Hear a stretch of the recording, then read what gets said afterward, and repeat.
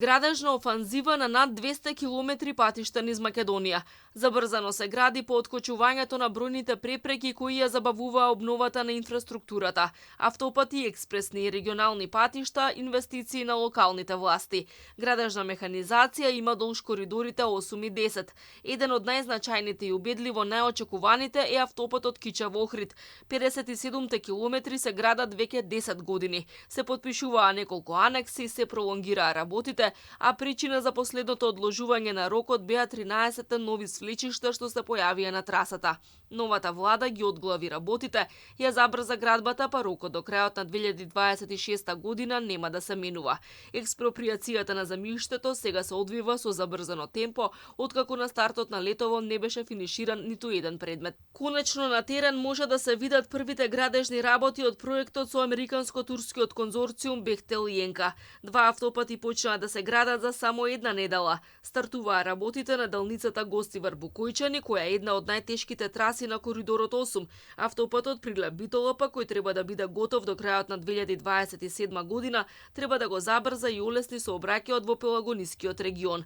Бехтел и Енка треба да градат 4 делници од 109 километри, оние долж коридорот 8 треба да финишираат до крајот на 2028 година. Уште еден пат кој се гради премногу долго е оној од Градско до Прилеп. По бројните проблеми таму сега интензивно се гради. Првата делница Градско Дреново, на која изведувач на работите е Штрабак, треба да финишира до крајот на годинава. Втората делница пак Дреново Фариш, на која изведувач на работите е Синохидро, треба да биде пуштена до март следната година. До крајот на годинава треба да биде завршен и експресниот пат Крива Паланка Ранковце Страцин во должина од 25,5 километри. Министерот Николовски рече дека се доцнело со изградбата од необјасневи причини поради лажните ветувања и неработењето на минатата власт. Проблем имало и со експроприацијата и со изведбата. Овој пат треба да помогне да се скрати времето на патување од Скопје до Софија на пристојни 2,5 часа. Една од најпроблематичните делници е она од Скопје до Блаце. Комплетирана е само првата фаза, 2 километри пат кои не завршуваат никаде, односно воопшто не се поврзани со постоечкиот пат. Патот во моментов е во фаза на предквалификација. Тоа значи дека допрва ќе се бара изведувач. Според министерот за транспорт, овде има сериозни индикации за корупција кои ја успориле изградбата и ги зголемиле трошоците на 70 до 120 милиони евра.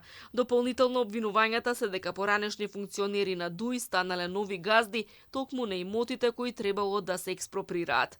Жителите од Дебарско-Кичевскиот крај со нетрпение го очекуваат завршувањето на регионалниот пат извор Гарски мост, со кој за прв пат на овој начин се поврзуваат Кичево и Дебар. 19 километри пат треба да бидат пуштени во употреба до крајот на годинава.